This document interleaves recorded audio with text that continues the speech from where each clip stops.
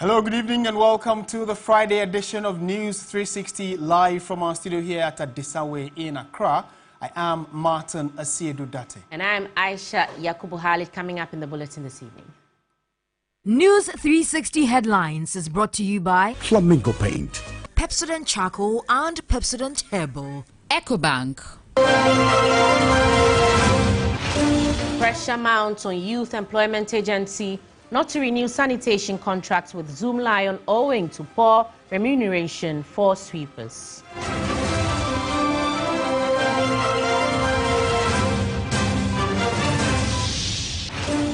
Tamale Teaching Hospital doctors resume emergency services following intervention by the Yana.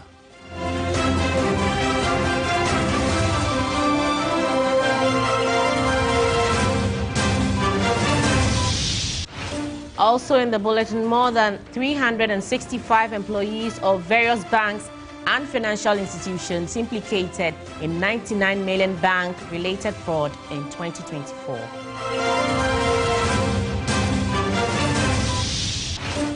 Later in business, the E-Crime Bureau urges faster court trials to deter financial crimes amid Bank of Ghana's report on rising bank fraud.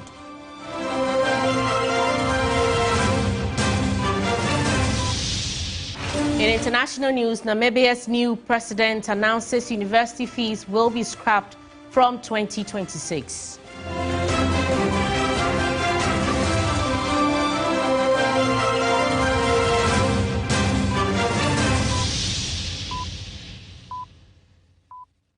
We have details of all these stories and more. We have business, sports, entertainment all coming up at the end of this bulletin. Do let us hear from you on the stories we have for you tonight. We're starting off with a very topical issue as the NDC caucus in Parliament has said it will not interfere in the Youth Employment Agency and Zoom Lion sanitation contract. Now, a release issued and signed by Majority Leader and Leader of Government Business, Malaria, said any comment made by any member of the Sanitation Committee which appears to defend Zoom Lion's sanitation contract with YEA should be ignored as they do not represent the decision or opinion of the committee or Parliament. Pressure is mounting on the Youth Unemployment Agency not to sign a contract with Zoom Lion following the low wages allegedly paid by the company to sanitation sweepers. Chief Executive Officer of YEA, Malik Basintali, has come out to say that he will not renew the Zoom Lion contract in its current form. Former YEA CEO Kofi Japan has also issued a statement denying entering into a contract with Zoom Lion on the module. The release said the National Democratic Congress Parliamentary Caucus in Parliament has not authorized the Sanitation Committee of Parliament to interfere with the work of the YEA. It urged metropolitan, municipal or district assemblies not to allow itself to be intimidated by any authority to enter into any sanitation contract with any particular company.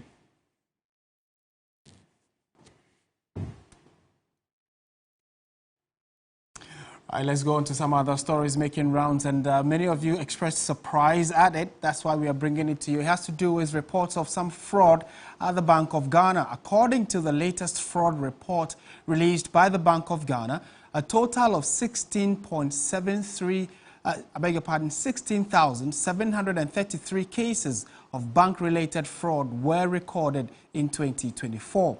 The figure represents a 5% increase over what was reported in 2023.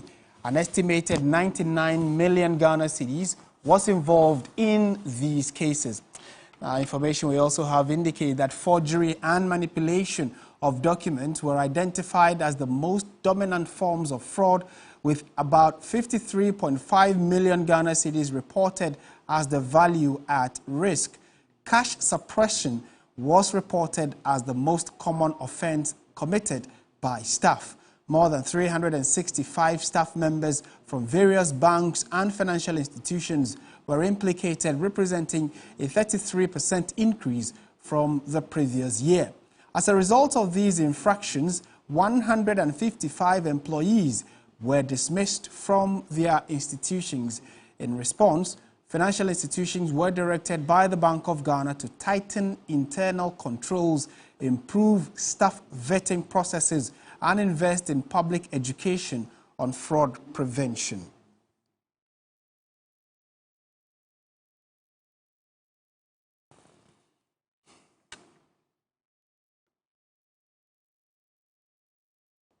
Right, so let's try and put these numbers specifically together so you can see the amount or the quantum of money that were at risk and those that were actually taken by, or according to the report, that had to do with fraudulent activities within the banking sector.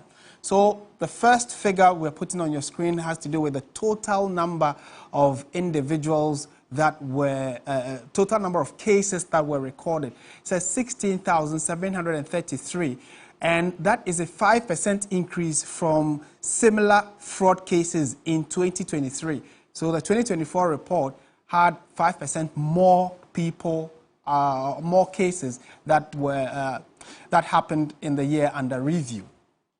Also, almost 100 million Ghana cedis was the total value that was at risk, which means that the monies that actually were stolen or that were about to be stolen or could have been stolen amounts to about 100 million Ghana cedis, so 99 million. And it is a 13% increase from the year before. And this is quite staggering. So it also tells you the total number of individuals that were involved, staff involved, 365 individuals or human beings partook in the fraud that is currently under review in 2024. So in that, again, you have 33% increase as compared to those that participated in the same fraud activities in 2023. And we're told that those, after the report was found out and investigations were carried out, 155 people have been sacked from the Bank of Ghana. And then the specific amount that the authorities have been able to recover stands currently at 3 million Ghana cedis. So imagine the amount that was at risk, 99 million Ghana cedis. And right now, as we speak, 3 million Ghana cedis has been recovered, just around 4% of the total amount that was at risk. And if you look at the map on your screen, I hope you can all see it. Yes, so these are the specific areas or items or types of frauds that were committed. So forgery and document manipulation, that's the biggest, 55,554.34 cedis was at risk in that particular crime alone. For crime of impersonation, 5,769, and then that was followed by ATM, card, and point of sale fraud. That was the third highest.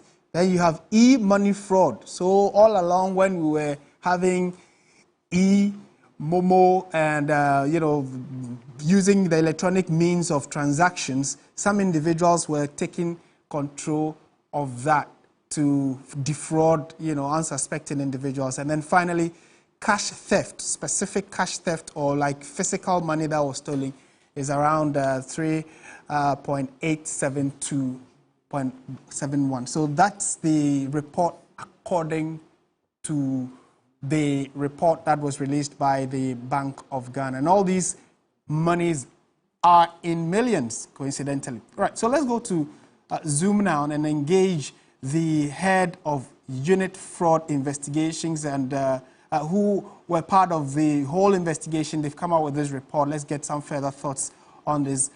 Sir, very good evening to you. Thank you for your time. Good evening to you and your cherished listeners. One gets the sense that it looks as though this is an annual investigation that is undertaking. And so walk us through the process. Is it that you set out to look for people who could be defrauding or attempting to defraud the system? For which reason, last year we had it, 2023 we had it, 2024 we also have a staggering number of people trying to defraud the system. Okay, thank you very much for the question. Just to give you a background of this report. Now, this is a report that is generated by the Bank of Ghana, and it includes data from the banks, the SDIs, and then the payment service providers.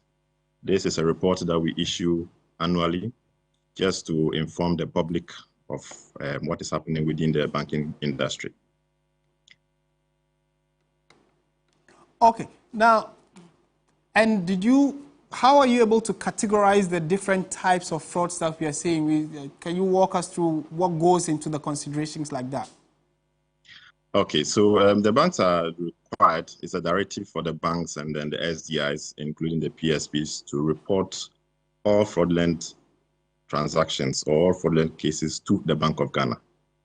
So as and when the case occurs, the bank or the SDI is required to submit a report to the Bank of Ghana. And we pick these reports and we put it together, we generate the data and we analyze it and we come out with this report every year.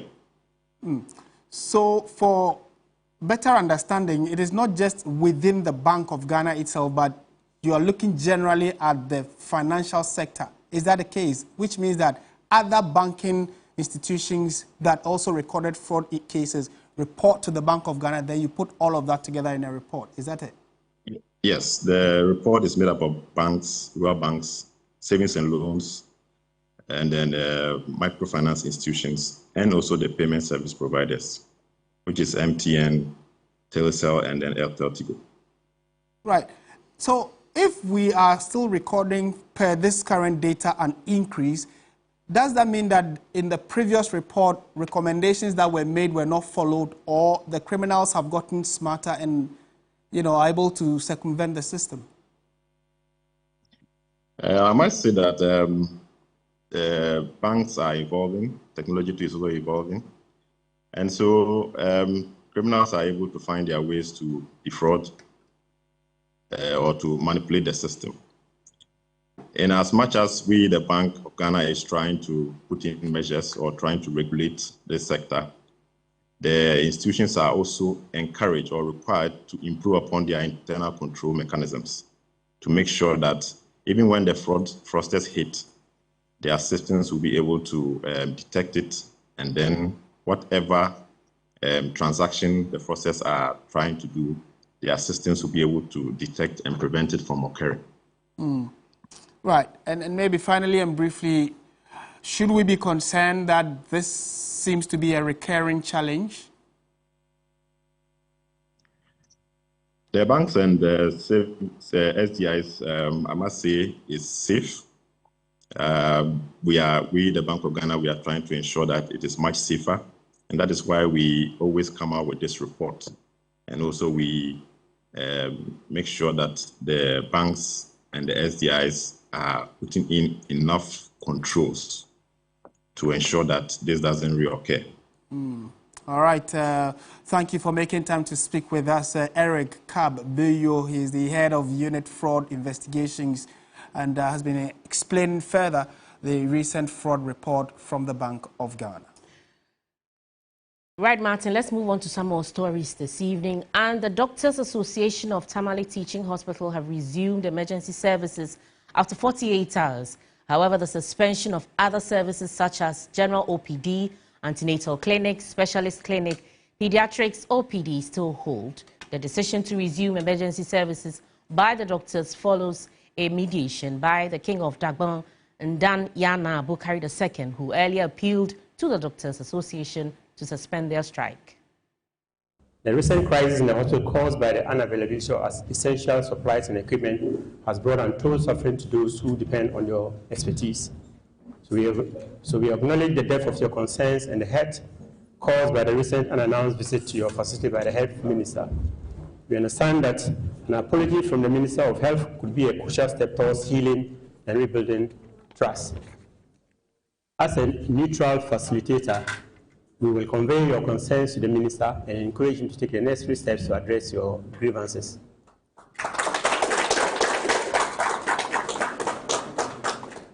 However, we implore you to consider the lives that hang in the balance. The cessation of emergency services has far-reaching consequences, and we fear for the well-being of those who cannot afford to wait. We appeal to your professionalism, compassion, and commitment to the Hippocratic oath. Your dedication to saving lives is what brought you to this noble profession. We urge you on the interim to find a way to ensure the continuity of essential emergency services. We are willing to facilitate a meeting between your representatives and the minister to discuss the way forward. Our goal is to ensure that the hospital continues to provide quality healthcare services to the people of Dagmon and beyond. As my children and grandchildren, I urge you to consider the bigger picture and the impact of the strike on the community, a community that you and your families reside in.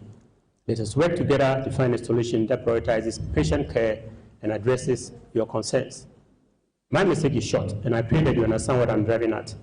Once again, I thank you very much for your continued efforts in bringing comfort to the sick.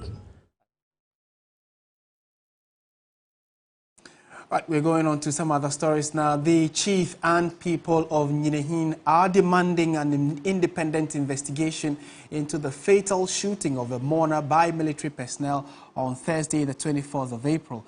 The incident, which also left 3 others injured, has sparked outrage with calls for the perpetrators to face justice.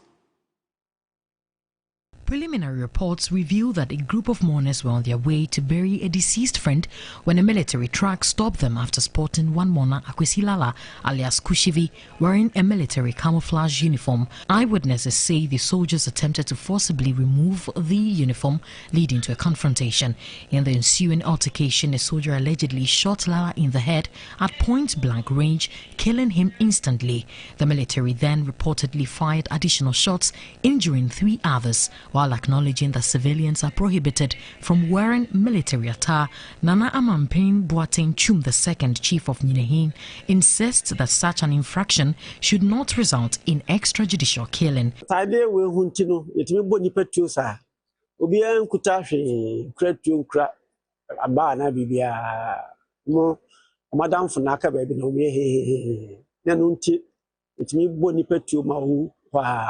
Yes, a brand young man or so. It may be true, sir. Even say, or might be cry provocative. And yes, and yet you ask him. It's almost could be a could actually did no way I did to a person. The master say, I was from by a normal man, I wish I bought some issue. Am my idea to you? Power, yes, sir. This seminal. I'm very now. The Ashanti Regional Police Commander has launched a full-scale investigation with forensic teams retrieving bullet casings from the scene. Meanwhile, the National Democratic Congress NDC Ashanti Regional Executives visited Nyinehin to console the bereaved family and assure them of justice. The team urged the youth to remain calm. If even it was a military attack, like they have to arrest him, they have a nearby police station, hand the person to the police and continue their journey. But to open a fire on a human being is very uncalled for. And we condemn it, and we are appealing to the President of the Republic of Ghana, His Excellency John Dramani Mahama. This is not the first time. I've already spoken to them that they should be calm. They shouldn't take the law into their whole hands. The deceased body has been deposited at the Nyinehin Community Mortuary for autopsy. The injured are receiving treatment at Nyinehin Hospital and Kumfanoche Teaching Hospital. The Military High Command is yet to issue an official statement. We're still staying in the Ashanti region because a Chinese national suspected to be engaging in illegal mining at Adansete Obebi has been picked up by the Regional Security Task Force. 13 excavators were also impounded during the operation. Benjamin Ayisha has the rest of the story.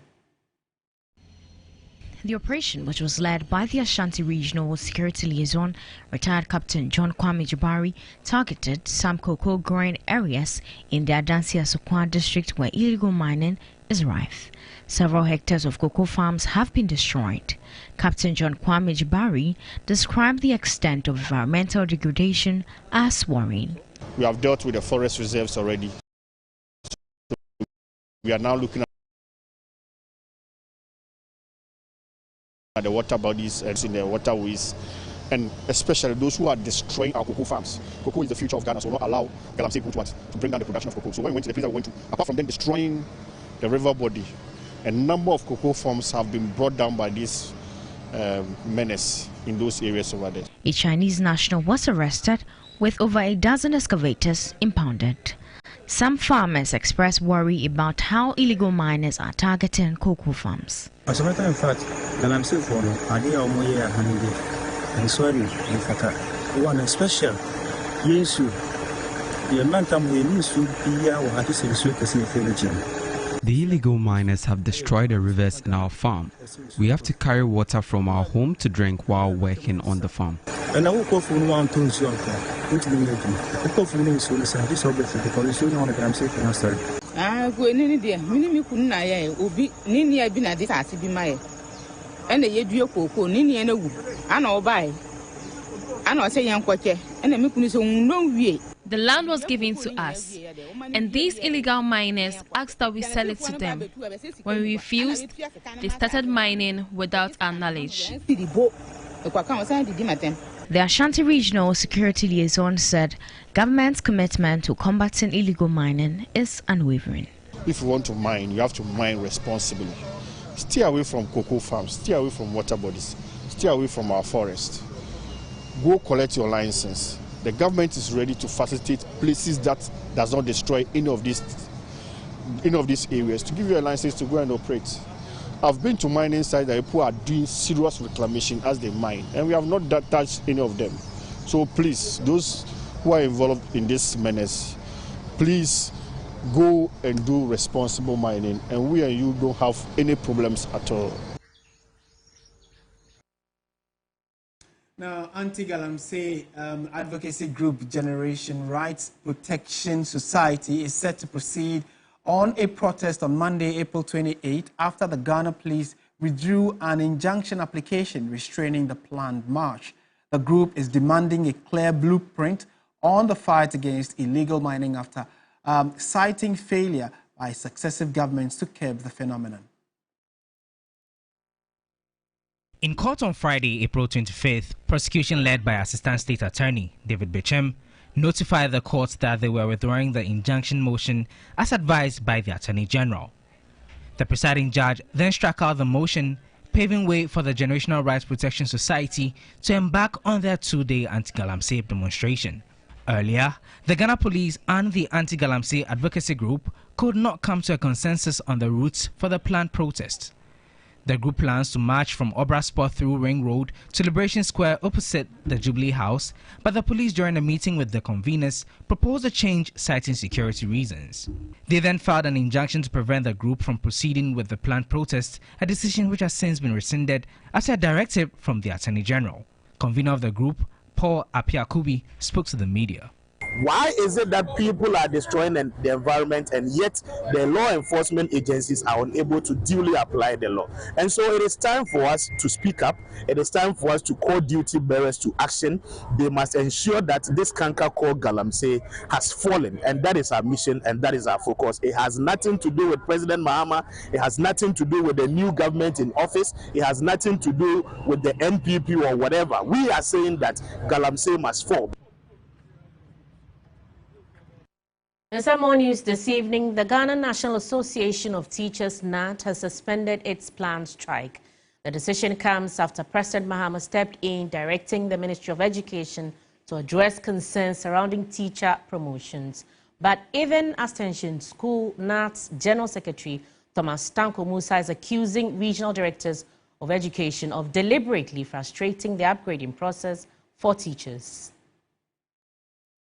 Just 3 days to the planned nationwide strike by the Ghana National Association of Teachers, NAT, President Mahama has stepped in to avert the industrial action. Acting through the Minister of Education, Harun Edrisu, the President directed the ministry to swiftly address concerns related to teacher promotions. According to figures from the Ghana Education Service, out of over 54,000 teachers awaiting promotion this month, 50,000 have already been promoted. Additionally, 579 out of over 1,000 teachers previously removed from the payroll have now had their names reactivated. NAT General Secretary Thomas Stanko Musa commended all stakeholders involved in resolving the promotion issues. With what His Excellency has done, subsequent promotions, I will not be surprised. We will see more teachers now taking, they can now easily rise to become Deputy Director General in the area of management services and also quality and then access. then the highest be the Director General, because we have more professionals, we have more people well informed rising to that particular position. And I think that His Excellency the President, we are grateful for him for what he has done. Following this development, NAT has officially suspended its intended strike. Today, when we met the Ghana Education Service, that all the 16 regions have come, and the same have been forwarded to the Public Services Commission. So we are hoping that by the close of May, all the things will be resolved. And so, given the engagement we had with the Public Services Commission earlier on and today with the Ghana Education Service, and given all the information that have come in, we've all agreed that by the close of May, we should work around and get all the issues resolved. But even as the dust settles, new tensions are surfacing within the education sector. NAT is now accusing regional directors of education of deliberately frustrating efforts to upgrade teachers nationwide. All the teachers who went to do or who have gone to do first degree and they have completed and they've graduated, they should upgrade them.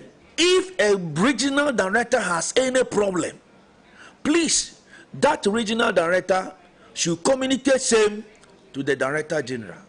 Any regional director that fails to consult if he is confronted with any issue regarding all the things we have written about and we have spoken about, and that regional director decides to do his own thing, I tell you, you will hear from the teacher unions. You're watching News 360 on TV3. So today is World Malaria Day, one of the pandemics that worries us as a people a lot. Now, while Ghana has made significant progress in the fight against the disease, health experts say now is not the time to relax. With new threats emerging and funding on the decline, there are growing calls for the country to reinvest in malaria control efforts. Deborah Abba-Mensah has more on why the fight against malaria must remain a national priority.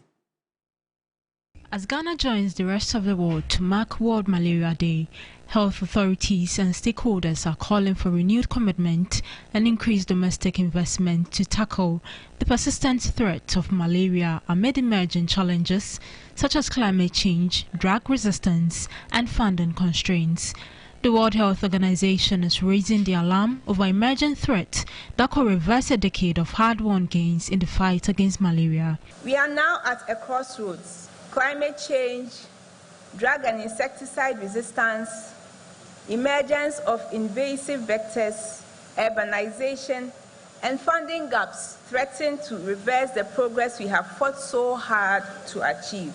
But there is hope and there is opportunity. Over the past decade, Ghana has reduced malaria-related deaths by more than 97%. A remarkable achievement attributed to high-level leadership, strategic partnerships, and increased access to preventive measures. But the celebration is tempered by a sense of urgency. We must also confront the challenges that persist. Insecticide and drug resistance continue to threaten the efficacy of our tools. Utilization of nets, despite its wide availability, remains lower than desired. Our recent IRS campaign only covered 53% of the targeted districts. Many more communities remain vulnerable due to funding gap. The acting Director General of the Ghana Health Service emphasized that malaria must be integrated into Ghana's broader development agenda. Malaria elimination cannot be confined to the health sector. It must be woven into the national development agenda. It is connected to how we plan our cities, manage our environment, educate our children, and structure our national priorities. Our approach must be comprehensive. Studies suggest that reducing malaria by 90% by 2030 would boost domestic output across endemic countries by over $140 billion. Ghana's leadership in vaccine rollout and resource mobilization shows that sustainable malaria financing is not only possible, it's within reach. President John Dramani Mahama today, Friday, April 25, swore in the recently appointed military service commanders as members of the Armed Forces Council. The ceremony held at the Ministry of Defense preceded a meeting of the Council to consider several issues, including promotions and retooling of the Ghana Armed Forces. The newly sworn-in officers are Major General William Ejapong, Chief of Defense Staff Major General Lawrence Kweku Betanu, Chief of Army Staff Rear Admiral Godwin Livinus Blessing, Chief of Naval Staff and Air Vice Marshal Erica Jeng Frimpong, Chief of Air Staff.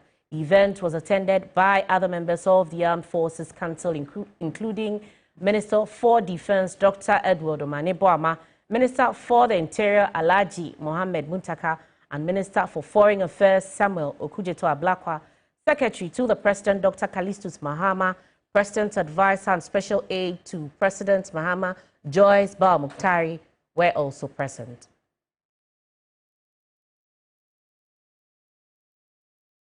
You're watching News 360 on TV3. We have the latest in the world of business for you right after this.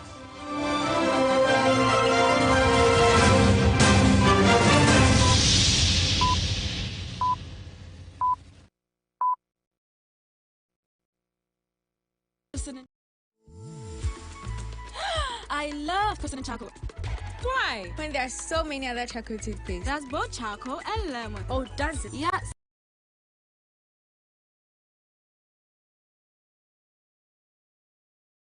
Look right here. Yes. Pepsodent Charcoal has 2 of nature's powerful whitening ingredients. With the power of activated charcoal and lemon essence, it removes stains and whitens teeth naturally. Convinced? Well, I am. Just look at your beautiful Pepsodent smells. For whiter teeth, Pepsodent Charcoal.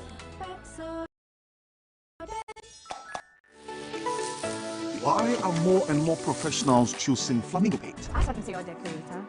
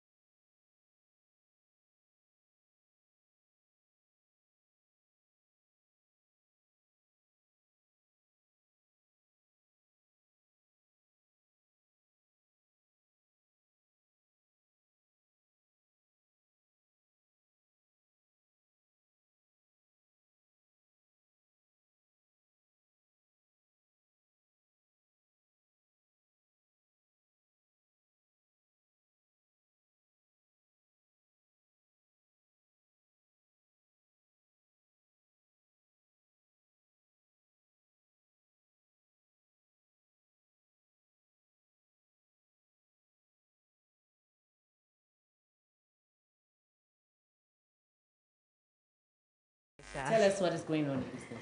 Well, thank you so much. Good evening and welcome to the business segment on News 360. My name is Menu Afol. Now, cybersecurity firm E-Crime Bureau is urging greater collaboration among stakeholders to expedite the prosecution of individuals implicated in financial fraud, saying swift justice will serve as a deterrent.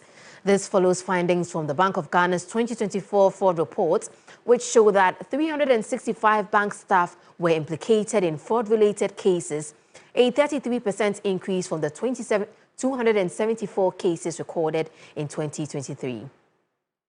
The report also revealed that total fraud cases rose by 5% from about 15,800 in 2023 to over 16,700 in 2024. The total value at risk increased by 13%, reaching 99 million Ghana cedis, up from 88 million Ghana cedis the previous year. While cyber and email fraud, fraudulent withdrawals, and cash suppression declined, there were significant spikes in forgery, document manipulation, and identity theft. Cash theft and suppression remain the most common type of internal fraud, accounting for 75% of staff-related cases, only slightly down from 77% in 2023.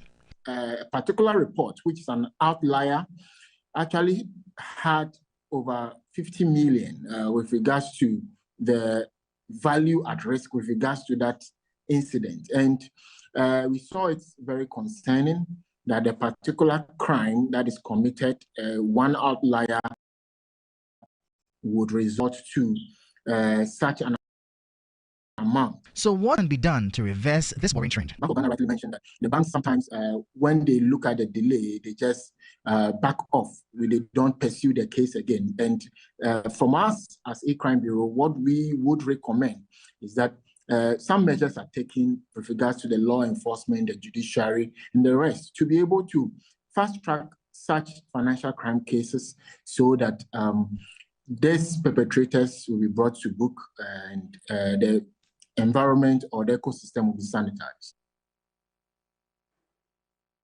Away from that, the Africa Center for Energy Policy, ACEB, is urging the government to clarify how it intends to raise the $600 million required to run the Dartey mine.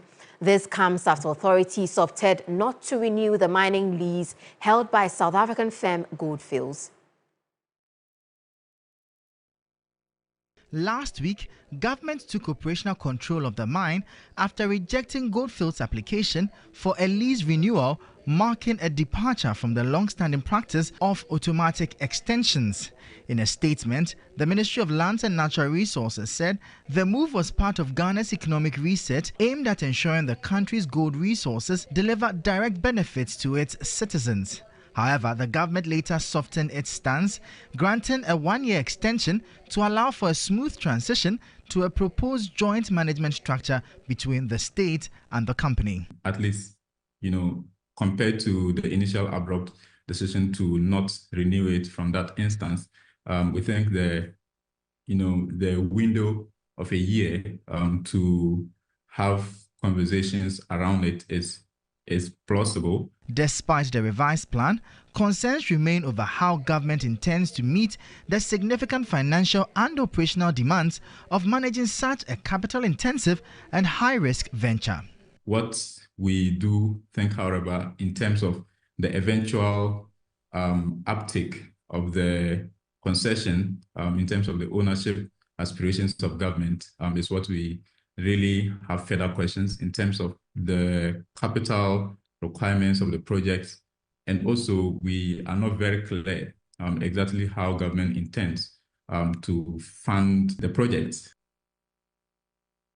In more news tonight, in a significant move to enhance domestic revenue mobilization, the Ghana Revenue Authority has begun an engagement exercise with players within the informal sector.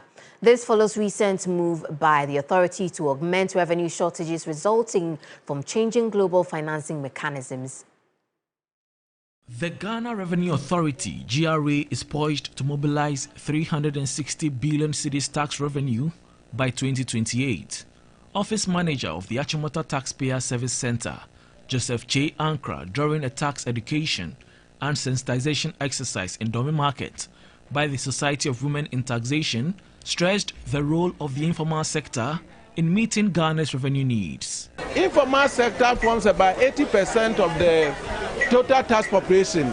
That is why we have also started a process like this. We want to educate them that it is only the blue chip companies that will be able to pay that amount. So we are going to do a lot of tax education. We are going to do a lot of sensitization. We are going to simplify the tax rules, the tax laws, so that everybody will get better and deeper understanding of it. Meanwhile, President of the Society of Women in Taxation, AC Sam, believes the informal sector has immense potential to generate significant revenue for Ghana's developmental needs. As a tax consultant, we are all in to help our motherland grow. And so when you give this tax education, the GRA comes and grows, then you know that we are in the right path and we are helping Mother Ghana grow. And you know everything is based on taxation.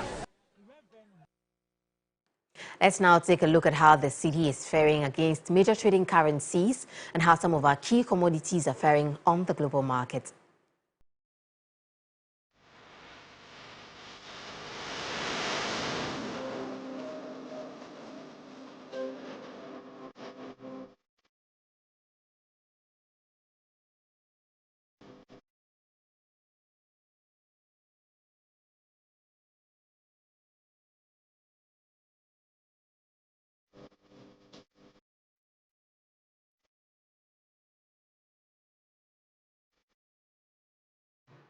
And that's it for Business Tonight here on News 360. I am Menu Afo. Stay with us. Sports News is up next.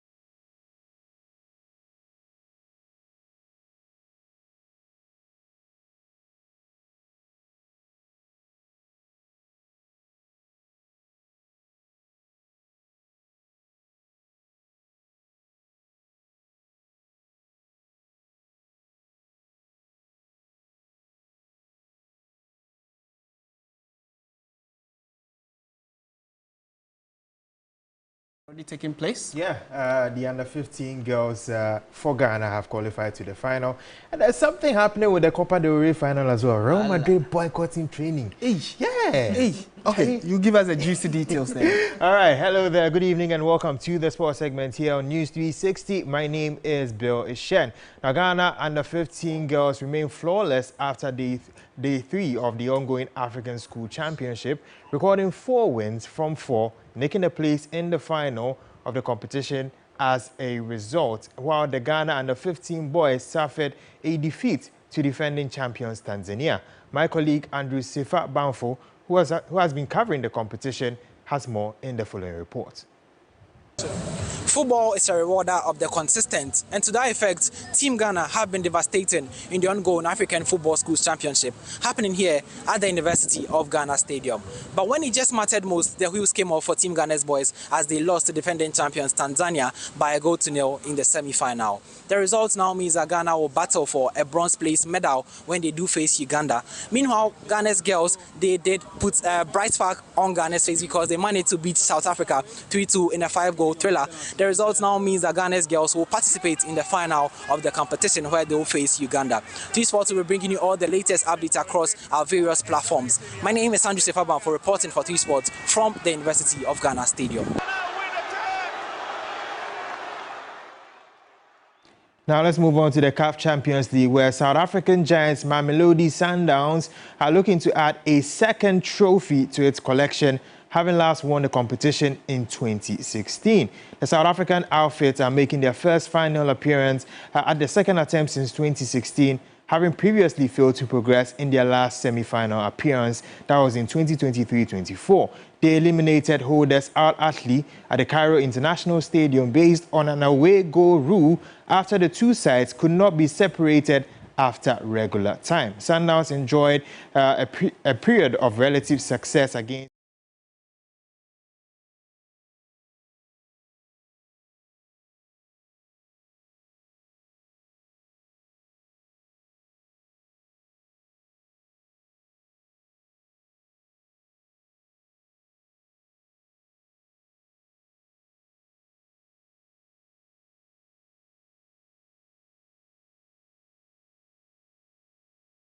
boycotting their Copa del Rey final against Barcelona, scheduled on Saturday in Seville after their request to change the referee was rejected by the Royal Spanish Football Federation. On Thursday, Madrid's affiliate television channel RMTV published a lengthy video criticizing referee Ricardo de Burgos, who has been tasked with officiating the Copa del Rey final between Los Blancos and Barcelona. Now, Los Blancos then requested the Spanish Football Federation enact a change to the refereeing team for the final. However, the RFEF quickly shut down the request from Real Madrid as the change would reflect as a club interfering with the refereeing committee. The La Liga Giants have cancelled their public pre-match training session and have also done same for their press conference on Saturday afternoon.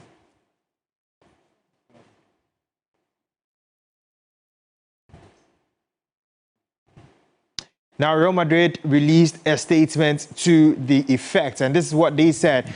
Real Madrid considers the public statements made today by the referees designated for the Copa del Rey final, scheduled to be held tomorrow, April 26th, 2025, as unacceptable.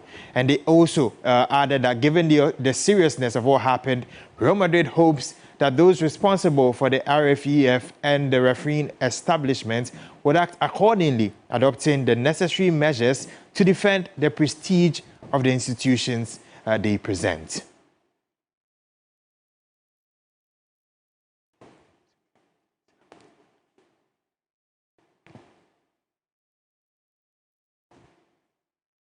Now to our final story, Ghana Paralympian Zainabu Issa continues to make headlines, this time clinching silver in the women's F57 shot put at the WPA 2025 Grand Prix in Marrakesh, Morocco. Zainabu has added to a medal haul after initially winning gold at the discus throw on Thursday.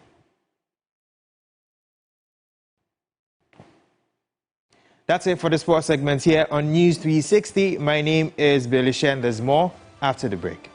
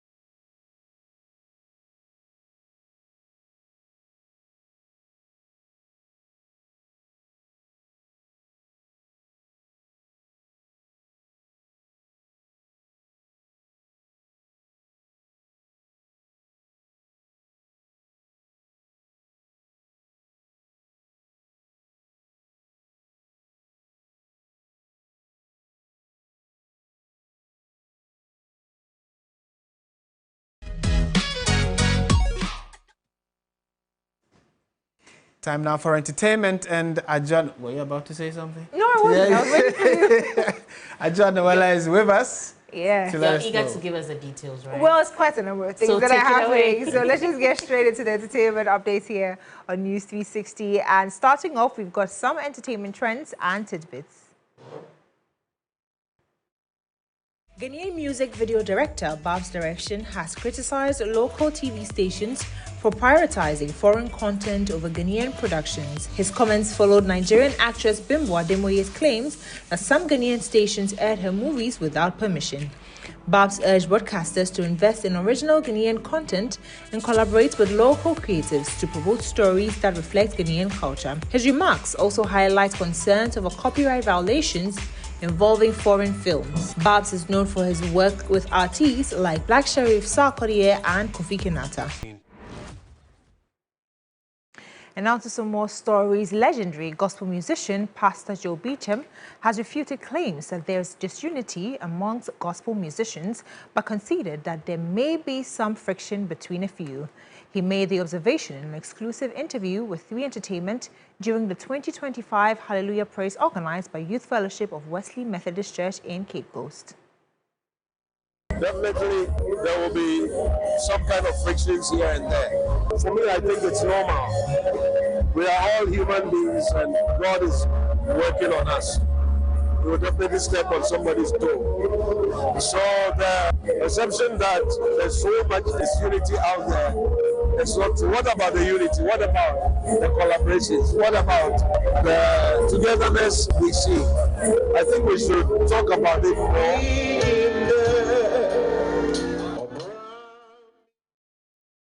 Now, with a little over 2 weeks to the big night, we're giving you some TGMA facts here, and we're asking, did you know that Afro dancehall star Stonebwoy has won the TGMA Reggae Dancehall Artist of the Year category a record 8 times?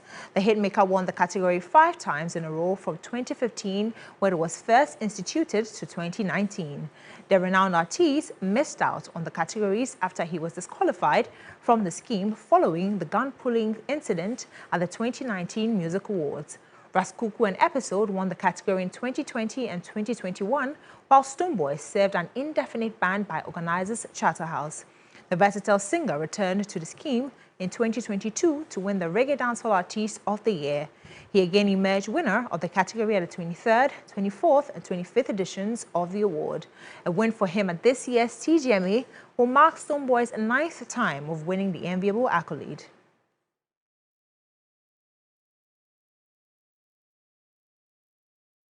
And before I go, I'd like to remind you that tonight we're having the first official pool party for the PM Extra housemates, so make sure you catch all the updates on Adisa Plus. That's it for the entertainment news segment. My name is Noella. Have a wonderful weekend. And now let's take a look at what is happening elsewhere around the world. Namibia's new president has announced that university fees will be scrapped from 2026. President Netumbo Nandi-Ndaitwah, the country's first female president, made the announcement during her maiden State of the Nation address on Thursday evening. Addressing lawmakers, Nandi-Ndaitwah said that students would pay no registration or tuition fees at all public universities and technical colleges. Nandi-Ndaitwah said free university education would be phased in gradually and that the only contribution as families and students for now will be towards accommodation and other related costs. However, she said there would be no significant extra funding, raising questions about the scheme's feasibility.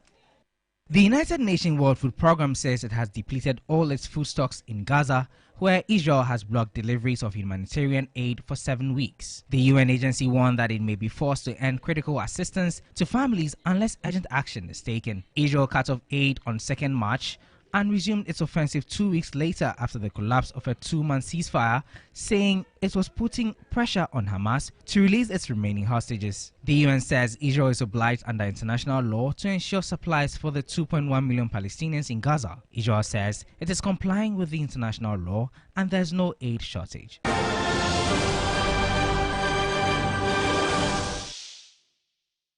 And that's how we bring the bulletin to an end. Thank you so much for staying with us for the last hour. I am Martin Asiedu.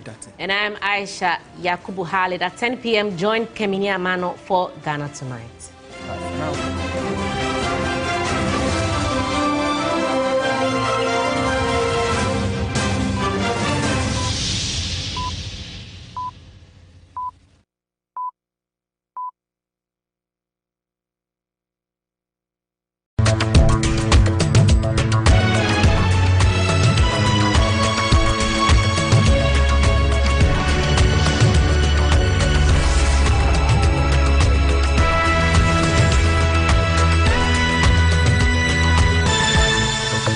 Thank you.